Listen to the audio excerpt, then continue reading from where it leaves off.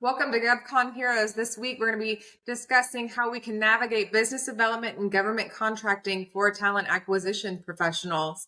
Today, we've got Justen Baxter and Junius Currier. Junius Currier is the Director of Talent Acquisition for a large federal contractor. He's also spoken at many different TA events, including SourceCon. And am I right that you're going to be speaking in the upcoming one as well?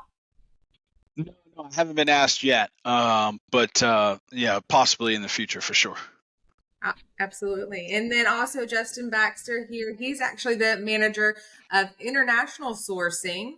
And he's also working for another large federal contractor. And he will be speaking overseas with some of the international sourcers here in the coming months. So very exciting there. And also me, Jennifer Jones, I am the business development lead for the talent acquisition function of another large federal contractors. So let's go ahead and segue in. Yeah, we're just one big happy family of government contracting professionals. You know, maybe a little hint to the title there, GovCon Heroes. Yeah. No, but it's awesome stuff, right? Our backgrounds, and I think our backgrounds let us all kind of get together and come to this point where we just felt like, hey, let's continue to give back to the community. And I'm really excited about today's topic, Jen and Justen. We're going to talk about business development, right? And in the government contracting world, this is how our organizations, the ones that we support, and all government contracting organizations, this is how they grow. This is how they get bigger. This is how they stay in business, keep the lights on, all that good stuff, and also more importantly, meet the mission of our government. And regardless of whether it's civil, whether it's DOD, Intel, whatever, right? So today I'm really excited about talking about today's topic on business development. And are there any quick thoughts or initial questions or topics that we want to just touch base on right off the top on this particular topic today? Yeah, I just wanted to clarify one thing. I'm the manager of regular sourcing. I'm just helping with the international sourcing. Okay, got it. But then you don't have to edit in the beginning, so I'm just going to clarify now. But that's okay. So we have that for future reference. Yeah. And I'll add to that an addendum. I'm the Director of Technical Recruitment and Sourcing for IT at my government contractor that I support. So, all right. Yeah. Hey, before we get into that too, now that I think about it, because Jen, you brought up like speaking engagements. Do you have any speaking engagements that you got going on? So I've got a couple in the works. I don't have anything firm. I'm doing dueling sourcers here, and nice. I believe in April. Okay, congrats. I'm trying to plan out the spring, so there's a couple of events I want to go to. So okay. But they're in the same weeks, so I gotta pick which one I'm going to. You know what? You should drop a little plug to see dueling sourcers if they want to do something dueling government contracting sourcers. Right? Good. That's a good idea, right? Like, come on, right? Cleared versus cleared, because you can't do cleared versus uncleared. That's not even. Nah, clear versus cleared. That's like D1 versus like college. I mean, or D1 versus NBA. I mean, you can't even. I'm sorry. I mean, you want to do Justen, you might be a little biased, but All right, so I'll give it up for you though. I'll give it up for you. I'll give it up for you. So Jen, you got a couple speaking engagements coming up. One thing that's local to us, I haven't talked to them yet. I might reach out to them. Is Recruit DC. I think it would be kind of cool for us to maybe see how we can kind of maybe partner with them a little bit. And then obviously the good folks, Recruit Daily and, in their HRTX series, and Jen, you're part of that. And then SourceCon. Speaking of which, they recently just had a recent transition too. They got a new editor. Yeah, Jim Stroud. He's an OG. So it's pretty cool to see him kind of get back in the mix in a different way. And they've already started to kind of kind of pivot a little bit. And so we'll see over the next few months if there's some opportunities to maybe partner with them and highlighting kind of what we focus on, which is the cleared aspect of talent acquisition and sourcing. So yeah, absolutely. All right, cool. So back on topic. Sorry, segue there. All right, we'll circle back here. So let's talk about business development, right? So Jen, what are your thoughts? Like, today we're trying to hone in on business development for talent acquisition and sourcing, and how to kind of navigate that. Really that pivotal part about one of the biggest ways that we impact not just TA, but the organization, period, right? Oh, absolutely. I think the TA, we're the bread and butter. We're the foundation of the company.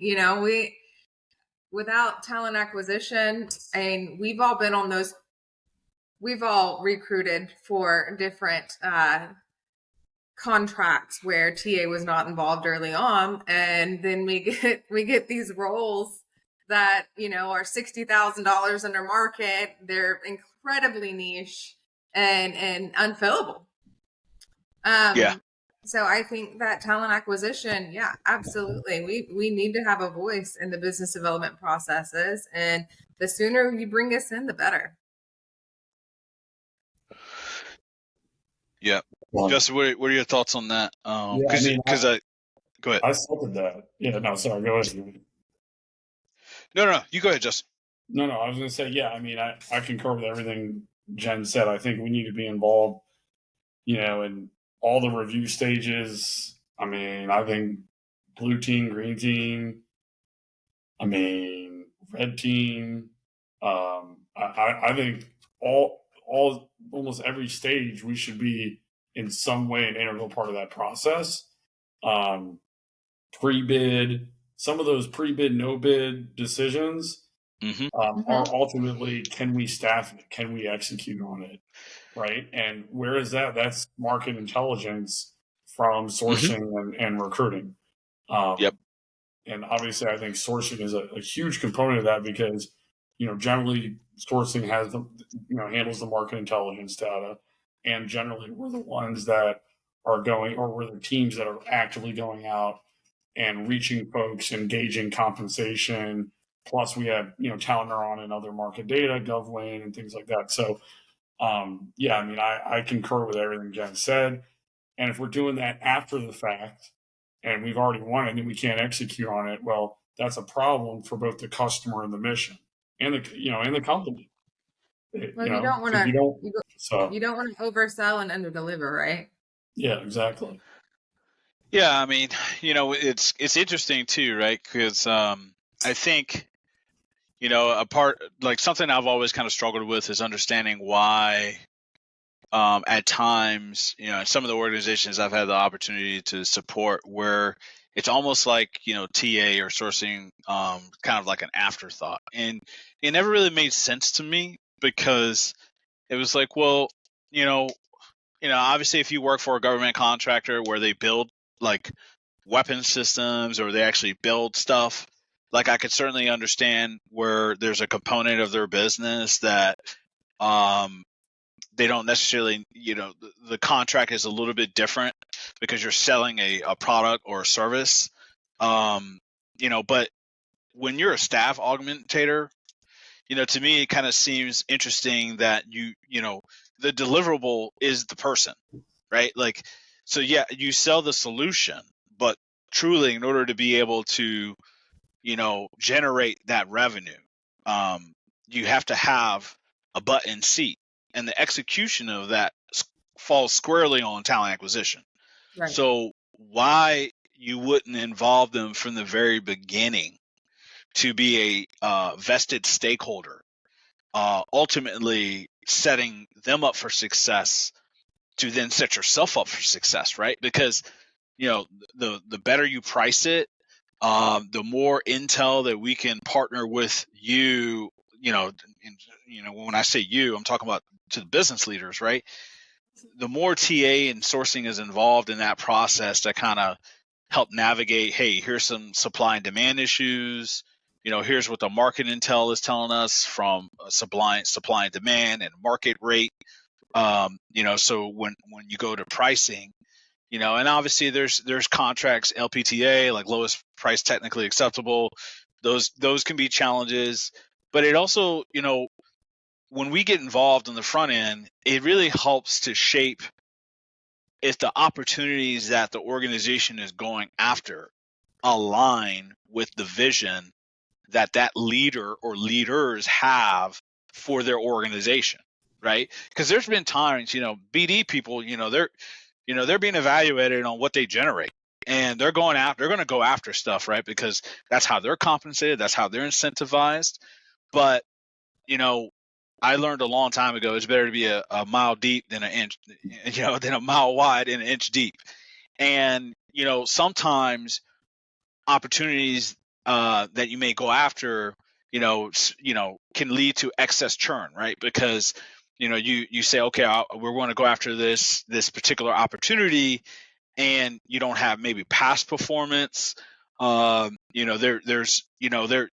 factors that impact your P win, right? Your win percentage. And if we can partner with the business, do the research, identify who the incumbent companies are, provide that data. Sometimes that's data that helps them to really have a strategic conversation about, hey, for the vision of what we're trying to become as an organization, does this opportunity align with that? And if it doesn't, does it make sense to dedicate TA resources and sourcing resources to go out and find representative resumes or, contingent offers ahead of the final RFP and things like that. So those are some of the things that I've kind of seen. From your experiences, what have you guys seen that have led to some adverse, situations from the proposal side of things? So I've seen this happen a couple of times where we do get to the point where we're at a war, but we don't have the candidates in the seats, right? We don't, and that definitely causes some serious issues because worst comes to worst, if you can't get those filled, you have an obligation. So depending on whatever it's in your statement of work, you have to have those positions filled by 30 days, 60 days, 90 days, and so on and so forth. And if you don't meet that requirement, then it's very likely that you're going to lose that contract, which is, you've now spent gosh knows how much money, go winning said proposal, said contract, and all these assets, company assets, are spending time and money. And if they would have just consulted sourcing or talent acquisition and gotten some analytics, I know Justin, you mentioned GovWin and Talent Neuron. Those are two tools that I've definitely used in the past. Typically not on the proactive side, more on the reactive side to show them where we went wrong. But yeah, on a proactive standpoint, absolutely, you need to have that in hand, because the last thing you want is to be coming up to award and not be prepared to deliver. Yeah. I think another benefit to having recruiting involved too early in the process is it helps to build institutional knowledge of that program, that mission. So from a proactive, evergreen talent pipeline perspective, from a recruitment marketing perspective, to be able to really develop a robust marketing strategy to kind of sell that mission to passive candidates, because in our industry, as we're all too familiar with, everyone that we talk to, for the most part, I would estimate 90% of everyone we talk with is gainfully employed. It's really about what messaging do you have that is going to pique somebody's interest, and having information well in advance, having understanding of about what the RFP says. Also helps with job creep, I find, quite a bit. The more we're aligned with the organization, the more we can help provide counsel to the business about, what are the requirements contractually versus preference. Right. We can, recruit towards the preference, but we submit to, the requirement, right? And, and really help to kind of educate the downstream impacts of, when, you have maybe some, maybe not understanding of, yes, this is what the statement of work says, but we're, this is what we think we need. And, not really articulating the difference of a minimum requirement versus a preference. And then you have people going after, the preferences because they think they're a minimum requirement, which slows down the cycle of finding talent because they're a little bit higher in terms of, requirement, and there's a little bit of a slower supply of that talent. Those are some of the things I've seen that can really impact bid and proposal work once it's awarded, and even on the, pre-award side, before, when we're going after the work and we're trying to find keys if we don't have our hands on those documents. So that's actually one of the biggest things that I'm always pushing when we do get like the requests from the business that says, hey, we have this work that we're going after, we got 10 keys. And I'm like, one of the first things I'm always asking for is, can you send me this the draft RFP? Yes. Or if this is the final, can you send me the final RFP so we can take a look at that and just kind of do some validation? Right. Yeah. What are your guys' go-tos typically? Yeah, I mean, I think somebody in TA should be the one writing to staffing in the proposal. Like, I take it a step further, and I've actually taken capability statements in several organizations, as a sourcing manager, managing recruitment, marketing, et cetera, to write to the whole, not just sourcing holistic strategy, and literally have statements. And then, obviously you amend that to that program. But who better to write to staffing than somebody in TA, as opposed to a capture or BD person, right? So I think that should be like part and parcel and foundational in any GovCon organization. It's hard to evolve and get to that point where you have that trust, right? But I've done that, and I know some others that have done that. And when I'm talking more than sourcing, right? I'm talking recruitment, marketing, job fairs. I'm talking even beyond that. Like, okay, can we map out subs to target? Maybe there's certain ones that would be teaming partners, and then I even get into the weeds of the tools. Hey, this gives us an edge because we're doing X, Y, and Z, tools and tactics. And that's given to the customer, and that can be a competitive edge against another organization. That could be a reason why you may win the bid and not win the bid, because staffing is that critical in sourcing. Yeah. So I just want to add to that, and I've done that. So anyway. Yeah. I think it's also important once you have that final RFP for you to have TA look over your job descriptions, because there's been several times when I'm being briefed on a contract and I'm reviewing the qualifications, and there's several times when it's just almost unfillable because they want 20 years of experience plus all these certifications plus they have to have a master's or a PhD, and I get these requisitions and I'm going, okay, so there's like 10 people who can fill this role. Well, that's where the talent market analysis comes in, right? Yeah, and you can pull that and go back to them. The earlier you are, the better, because number one. Because another thing that's part of the process is the fact that there's Q&A. So the contractor can ask, the government additional questions to clarify.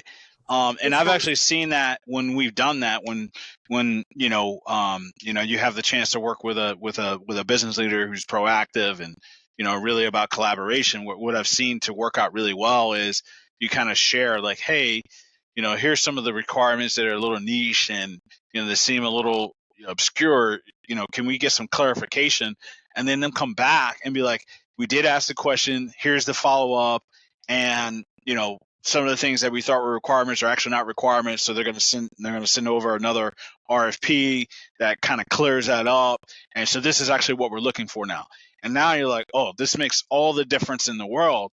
And without that, and if it's just that order taker mentality, just, hey, here's what the government says, go ahead and go fill it, right? And there's not that collaboration there. That's where things can kind of go sideways a little bit. And you can spend a lot of cycles, just wasting time on requirements that maybe just asking the question to further clarify can really open up that talent pool a little bit. Right. And no, absolutely. can't. And there's only a small time frame. There is a specific time frame when you can ask those questions. So again, the sooner TA is involved and can start addressing some issues. I mean, I've read RFPs that contradicted themselves, and you had to go back and get clarification. So again, bring your TA in. I know, Justin. I was going to say, Jen, you finish your thought, and then I had something that I was going to drop in real quick because it's funny. No, I was just going back to Justin's point that even, whenever you're writing your proposal, bring TA in. Make sure, I think at that point they need to be in during the proposal writing. I think TA needs to be in to review job descriptions and address any question, or at least bring the questions forward that we might have. That, if we're not looped in early on, we're definitely going to have some issues in the long run. And one thing I want to add is, even if, and this is going to happen inevitably, that capture BD is going to chase it no matter what, even if the supply isn't, we know we don't have past performance, but we're chasing it. Okay, but let's figure out where the landmines are and let's factor that in. So at least even if you don't want to put it in the pricing model, we know we're going to have to reload people to this rural location and there will be a cost. And at least going in that if we win this is where we're going to be. And we're going to need X reload budget and it's going to take this amount of time on average. So at least going in the truth and it's transparent. Not saying you're going to be able to go off and stop going off that cliff. Right, because it might, it's going to go, and that's, one reason why capture and beat, like you said, Junius, that's how they're compensated. So it does happen. However, at least let's know where those landmines are going in, and then we're coming in with open eyes, and we're like, hey, it's documented. I told you X, Y, and Z is where those issues were going to be. Now we've won it. We need to execute. Remember what I said? We need $1 million for reload. I'm throwing it out there theoretically, but that does happen. So, I think we have to think about this holistically. And to me, pre-award is far more important than because post we're already having to execute. Yeah.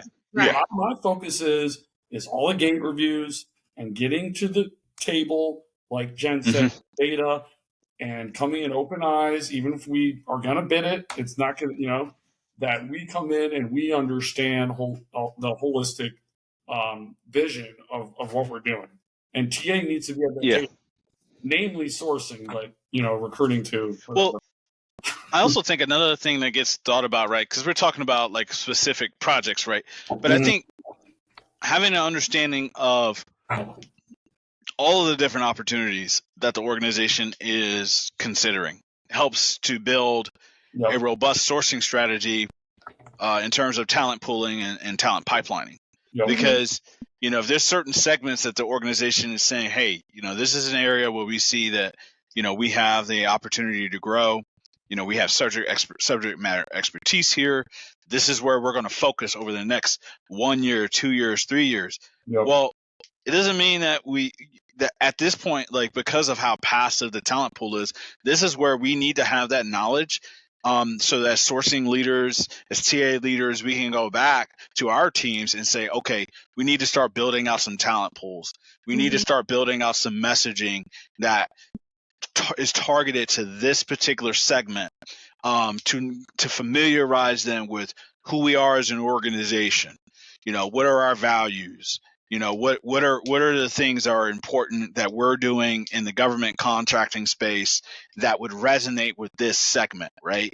Like, because it starts now. Like, this is to move out from just in time recruiting to future casting, right? Like, so this is about like really being able to develop those relationships so that way when we do have opportunities, there's already some market awareness with that segment of who your organization is, what's important to you, and there's a brand there. And and that's really what you want as an employer, especially as a staff augmentation employer. You want people, when they are ready to start making a move, you want them to think of your company as one of the 3 to 5 companies that they're like, hey, you know what? I'm on the market now, and I'm going to see what these companies have available. But if as an organization you do a poor job of thinking strategically well out in advance of when you have needs, and it's always reactionary, and all of a sudden you have an award and you need to quick fill, it just makes that project much more difficult than it could have been had TA and sourcing been involved way on the front end. Have you guys had any experiences like that where you've had the opportunity to kind of get in and get a jump on that? Yeah, I definitely have. I will say one thing, Junius, I've worked at 2 of the largest weapon systems defense companies, and to me, I know you're mentioning, I don't think there's any difference in from what I've seen, delineation between staff aug organizations and some of the largest weapons, because even though they're doing product, right, you're still hiring the same bodies to build. So to me, those organizations have larger sourcing teams than even non-weapon systems staff aug. In many cases, there's a reason for that. But I'm just adding that because from my experience, right? No, that makes sense. But aside from the point, I think in large part, I think you're spot on, because if you do it at the C level and then bring it down to the micro level of like sourcing and recruitment of like, hey, we're going after DevSecOps as an example, right? And like we need to build pipelines of those folks. And I'm using that as an example theoretically. Then we know, okay, we got to get ahead of that. What clearance levels, what agencies, how and it's a whole strategy of talent, like you said, talent pipelining. I mean, normally that falls in sourcing, but I think that like you want to be locked in step with the highest levels of your CTO org and your other organizations, and then bring that down from a macro level to a micro level. So wholeheartedly agree with that. The way you're thinking, like, that's spot on, and I have done that. Yeah. I've been involved really early on contracts, and then I've gotten the calls where hey, we're about to receive an award, and I need 90 bodies in 2 months. And you didn't even know that the opportunity existed. I had no idea about the opportunity. And I can tell you the ones where I was brought in and informed early on, I think we've all been there. Helped with the proposal process whenever I was involved very early on. It went a whole lot smoother than when I was briefed few weeks before we were given the award. Then that's been there. You're scrambling. Been there. Or a favorite is a proposal is due like next week, and they need like five keys with a signed letter of commitment, and they're like the highest clearance level, and you're like.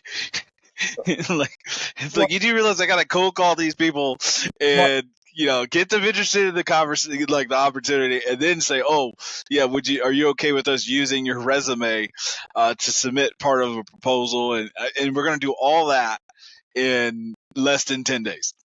And you know what? And it drops like Friday afternoon, like Friday. Yes. And then always. And then you're strategizing, and you're like, "Am I gonna have to call people over the weekend? Like, this is wild, you know?" Yeah. Weekends, so many weekends. In the back of weekends. your head the whole weekend where you're trying to think of how you're going to do that. Because polygraph clear. These key roles and yeah. Some of us have kids, guys, and young kids. Jen and me. Yeah. So I think we've all been in that those dilemmas. You know, I recall one time I had to work on some work. It was Oconus and Conus, and you know this thing was, the rates were challenging, and it was like such a niche. Like it was like literally, without getting into specifics, but it was fighter jet pilots, and it was like, just calling people that had served, and there was a lot of retirees, like, and here's the crazy thing about that particular thing. It was all like the proposal, everything was submitted. So, but this was all just like trying to get staffing to be able to execute, because, they were waiting on the award decision, but it was such a difficult, because they had this contract previously, that it went away, and now they went after the reaward, and they were trying to bring that back. And because, most people don't know, but there's a severe shortage of, fighter jet pilots in the military and in the commercial realm. So like, yeah. So like, you want to talk about competitive? Like, it was like, you're just throwing money, and it was very interesting. And ultimately, it didn't work out for the company. But we did a good job of ending up getting a lot of people lined up. And it took a lot of collaboration, and that's what it really takes, I think. And that's just one example of when it's been like some quick turn stuff. Yeah. And one of the things too that I talk a lot about, that I think is also important, is to understand the contract type, because the contract type really does have a lot of impact once something's executed. Oh yeah. In terms of like what's required, like how does the organization capture revenue versus how it doesn't, firm fixed price and a T&M are not the same thing. Right. Not having bodies on a T&M contract can certainly impact the organization when, from a budgetary perspective, when they're, expecting like, hey, here's how much money we're expecting to generate revenue and profit on this. And, if you have positions that are unfilled for a long period of time, that's directly impacting that program's profitability. And, a lot of times, that's going to come directly on, recruiting. Like, hey, how come, we have these positions unfilled? And if we didn't have a seat at the table early in that contract being developed and captured, that's the downstream impact, right? Yeah. Absolutely. What are y'all's thoughts on, so I've ran into this a couple of times in my career where, we were in pre-award and there was a pretty large quantity of roles that needed to be filled, and we needed to get candidates lined up. What are your thoughts on looking at internals? Incumbent capture? No, not incumbent capture. Looking at. Oh, you mean like your internals? Yeah. Oh, yeah. Like an internal ability perspective, or even just, career growth perspective. Yep, absolutely. Internal mobility, yeah. I've seen some companies that were for it, and I've seen some companies that were not so for it. So, yeah. Especially with the positions where there really aren't very many people to begin with. Yeah. So what, I know that's kind of a loaded question, but what are your thoughts? Yeah. It's very complex. It is complex. There's a lot of I just think there's a lot of factors, right? There's so many variables to that. So many variables. Yeah.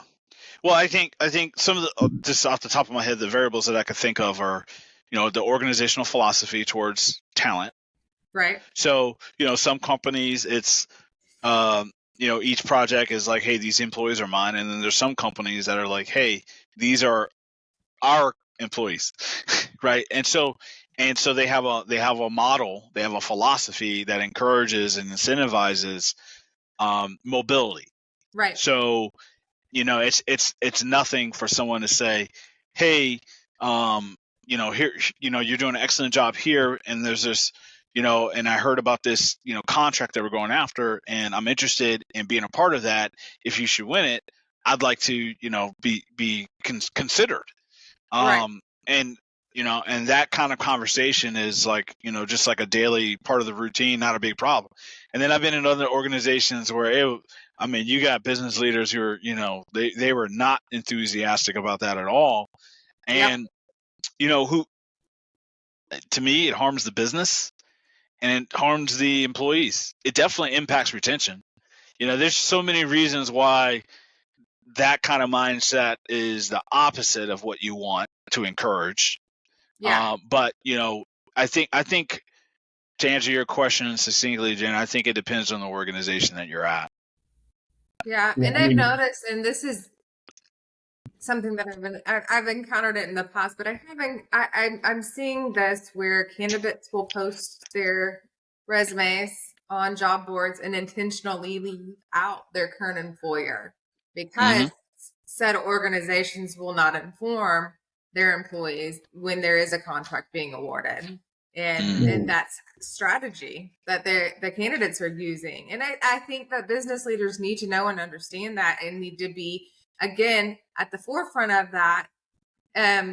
Because if your candidates they're going to find out about it anyways, right? Yeah. If they're interested in it, they're going to get on it, whether it's with your company or with another company that's subbing. So, I mean, if they're really that interested, they will find who the subs are and move on.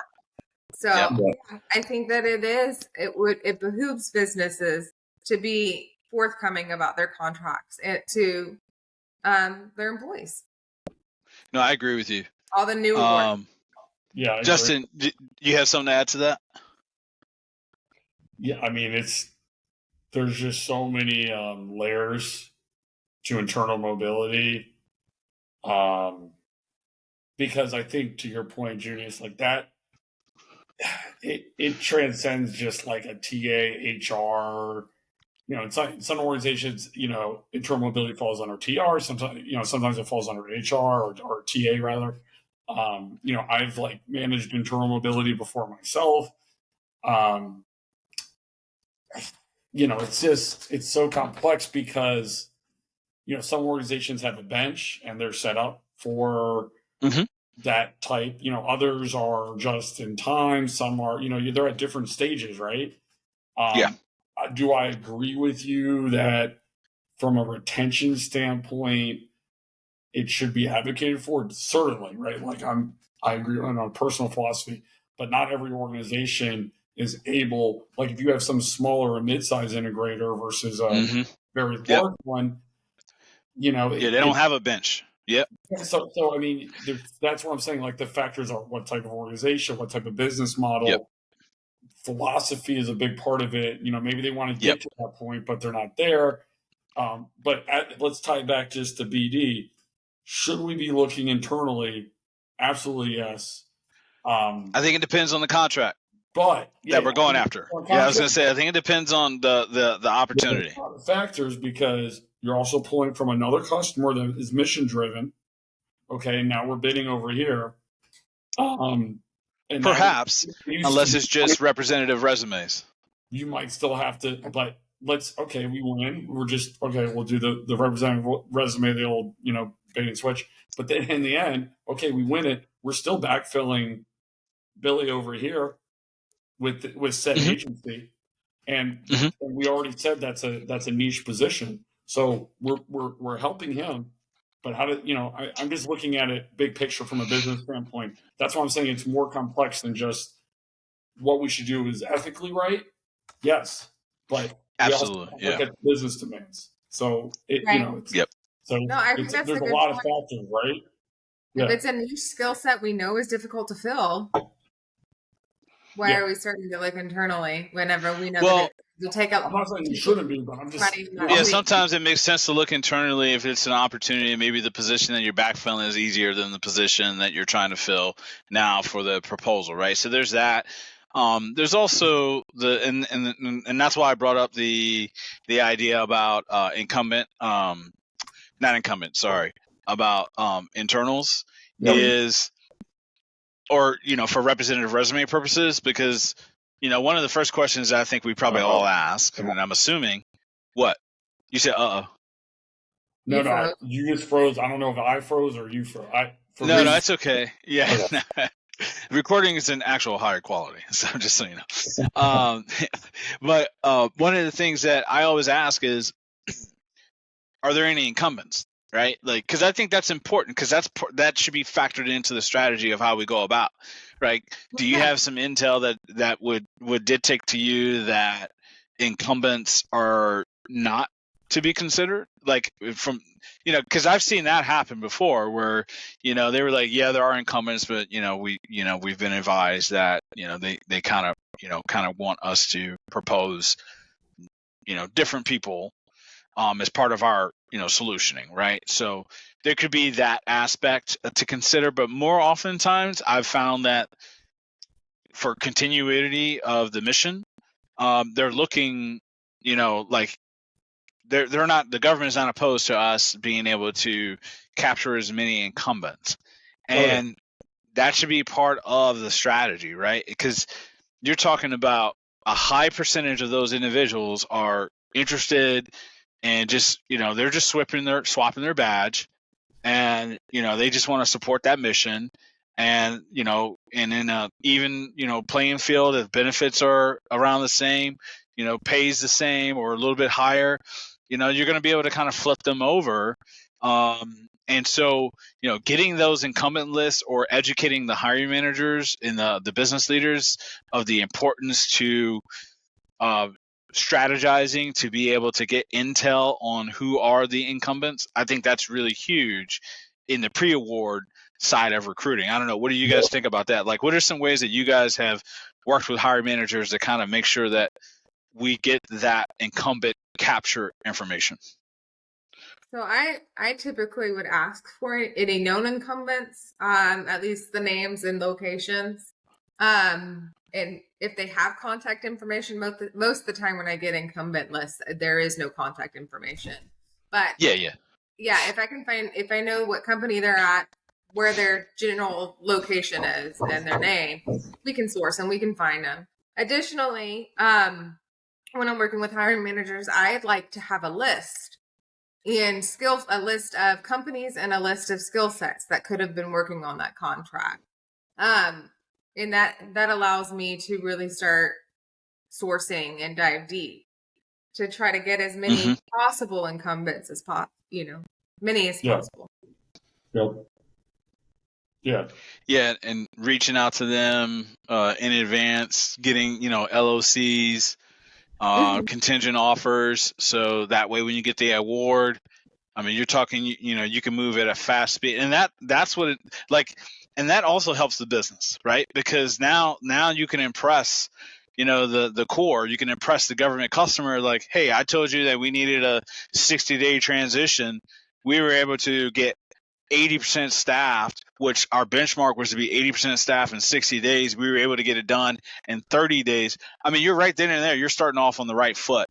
So if you're talking about your CPARs and stuff like that, your ability to win, more work in the same kind of genre, that's incredibly impactful. So that's why it's so important for TA and sourcing to be involved way on the front end, because those are the things that we can do to help the business. What were you saying, Justin? And one other thing, where I've really leaned in with my sourcing teams in the last 5-6 years managing sourcing is, I mean, we've helped uncover, smaller key teaming partners, which I know generally, capture BD function, but we engage somebody. They could be 1099 consultant, or they could be some other small business owner, 8A, and they're on that. They weren't known because it's very, it's a 10-person shop or something.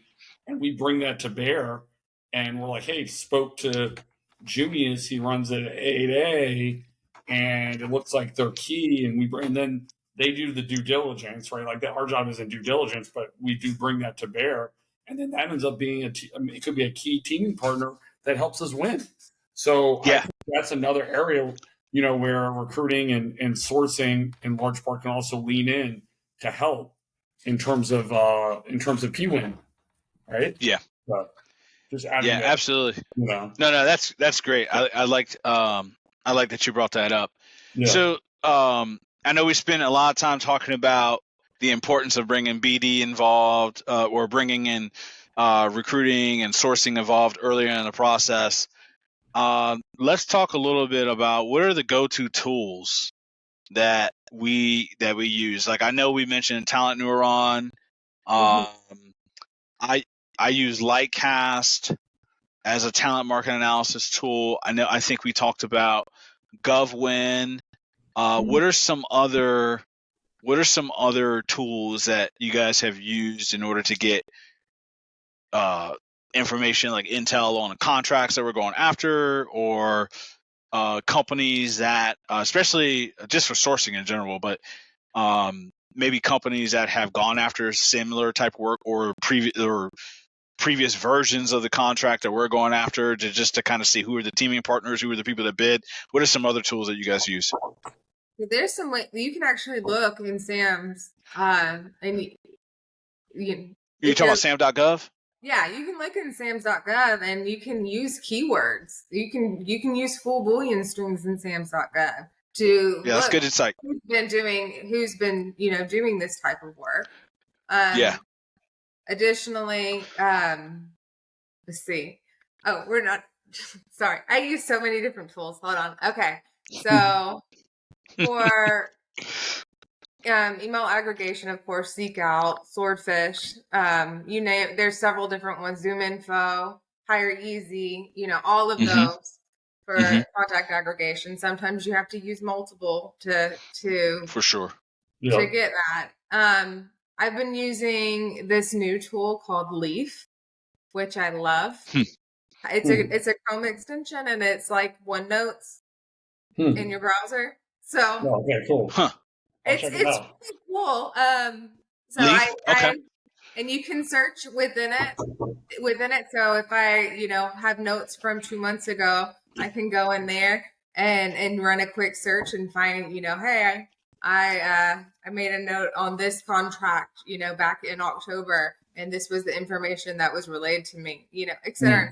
You use it however you want to, but I have really enjoyed utilizing that tool. Of course, for data analytics, you already mentioned several. If you're a small federal contractor, you don't have to spend, the $30,000 or however much it is for some of the data analytics tools. You can get a profound amount of information on, Seek Out, Hire Easy. They both have data analytics functions. Also, Indeed and even Career Builder have, and LinkedIn has solutions you can look into. They might not be as robust, but you're still not going in blind. Yeah, absolutely. Other things that I'm familiar with that I've used in the past have been like FBO.gov, which is part of SAM.gov now. I've been on USAspending.gov. Obviously, we talked about GovWin. I've also gone on like Fed Connect. There's a ton of actual just free sites that are out there that government agencies post. Like procurement opportunities, solicitations, and things like that, and you can use that information to be able to help you to go after smaller companies, their employees, obviously on various other websites and stuff like that. In order to be able to generate candidates for the solicitations that we're going after. So, I think those are like some free ways that you don't even have to spend any money to kind of get some additional intel. Yeah, absolutely. There's so much out there free. you know. Yeah, and then obviously, we go down the normal sourcing rabbit holes all the time. So, go ahead, Justin. One, because Jen littered everything. It was like a Dean DaCosta diatribe. But Orange Slices AI, I just thought what is it? It's called Orange Slices AI. It's democratizing data, disrupting GovCon competitive intelligence. I've used it. It's awesome. Just throwing. Okay. I was like, because Jen and you took all the other ones. I'm throwing. That's my only one that I'm throwing out there. There you go. Orange Slices AI. Is that what you said? Now, I'm not familiar with that tool, so that's awesome. That I would have said. Okay, good. Yeah. What are some other ideas that you think that TA and sourcing professionals should be doing in order to kind of get a seat at the table to really impact business development for organizations? I know we talked about, like getting hands on the RFP. We've talked about talent market analysis. Are there other things that we talked about? Talent pooling. Yeah. Are there other things that we could be doing that you've done in the past that have been impactful that we haven't discussed? I had a sourcer who used to be a BD guy, and he was business development. And he said, so he flipped from BD to recruitment, namely sourcing. He worked for me. He doesn't work for me now, but he was really natural in BP because, and if there's any, he could talk the lingo so well. You can learn the lingo, but it's just, a lot of the stuffs, right? The twist and turn, because he had been in it. So I'm not saying everyone can do that, where you could take a BD professional that flips to TA, but that is something like I've done as a manager is sought that out, right? Like a BD person that went into TA, Yeah, but I think the way to kind of parlay that, Justin, too, is increasing the business acumen of sourcers and recruiters to really understand the business. That's one of the things that I've really tried to promote with the team is, if you're working in government contracting and talent acquisition or sourcing, you should have a good understanding of government contracting, period. You should understand contract vehicles. You should understand contract types, because there's so many implications, like whether you're pre-award or, after, or your execution of sold and funded. Understanding the differences, the nuances, even when it comes to, and I include best athlete positions in this category, because to me personally, best athlete positions are one of the biggest ways that TA can really kind of toot their own horn and be like, hey, listen, we're not a shared cost, right? We're a revenue generating operation here. And let me tell you how. Because for every non-guaranteed opportunity that your capture people generate to say, hey, we're going to send this out to all of our subs, for every time we fill that, we just helped you capture some organic contract growth that was not guaranteed to you.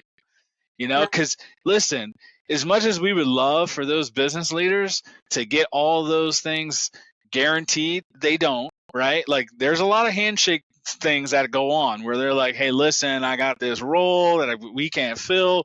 If you guys can fill it, we'll give it to you.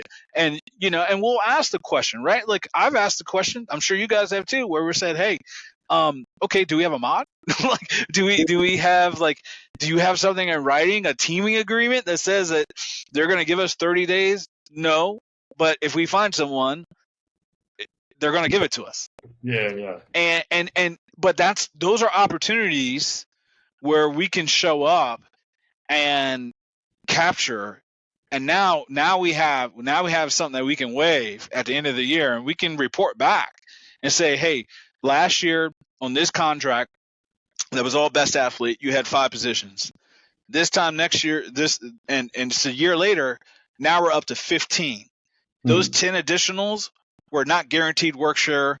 Those were best athlete positions that were executed by the recruiting and sourcing team. Correct. Yep. So that's a bit. So But to me, it's not about like rubbing it in someone's face and being like, "Hey, look what we did for you." It's about this is the value proposition that our function brings to the organization. Yeah. Which reinforces why we should be strategic partners even more, like why we should be even more embedded.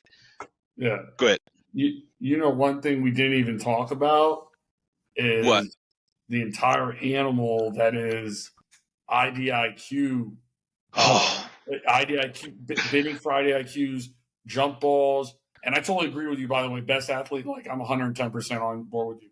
But like we might want to do a little segment just on IDIQ. I don't know if we don't even have time for it, but you know. No, I was going to say what we should do is we should do a segment on, and to be continued. We're going to do. I think we should do a topic on contracts.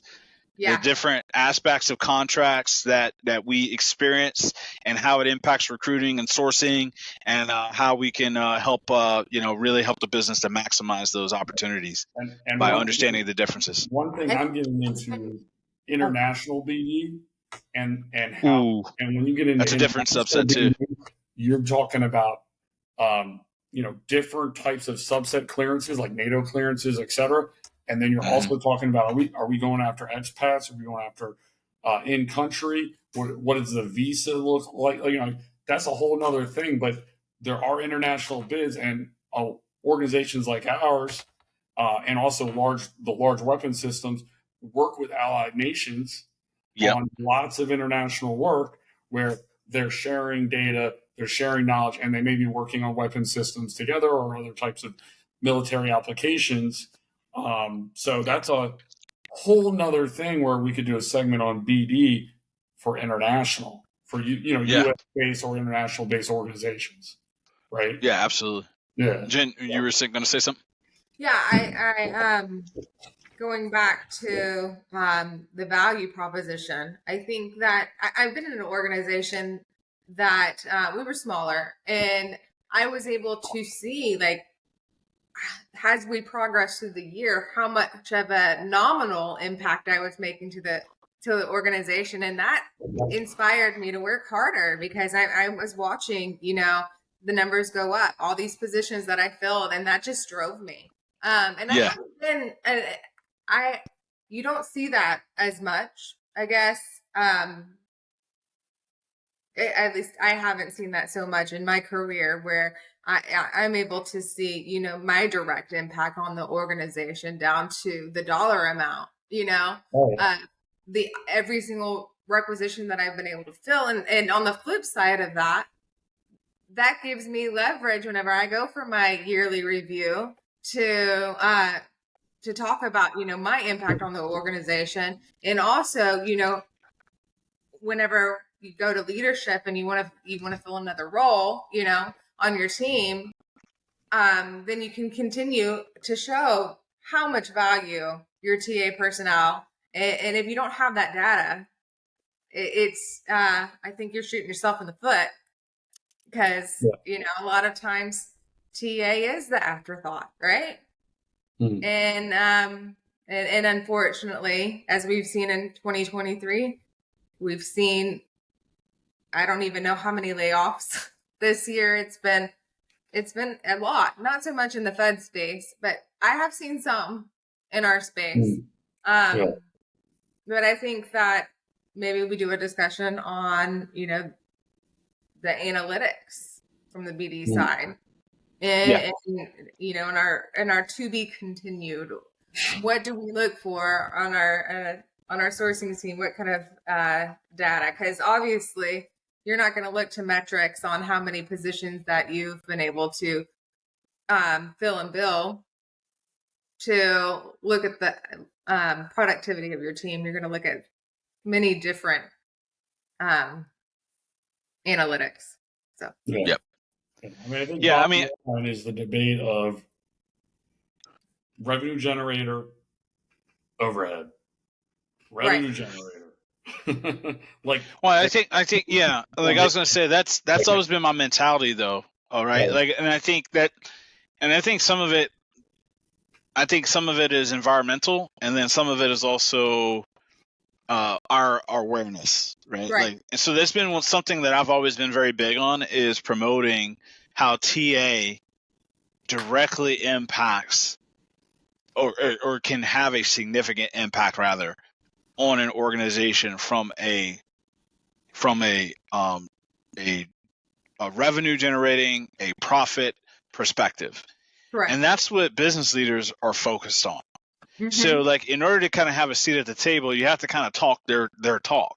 You have to talk the same kind of lingo. And if you can show demonstrated performance and demonstrated like impacts based upon data that shows, hey, when we've executed this way, here's how we've helped to increase, reduce, time to offer. Here's how we've, been able to staff.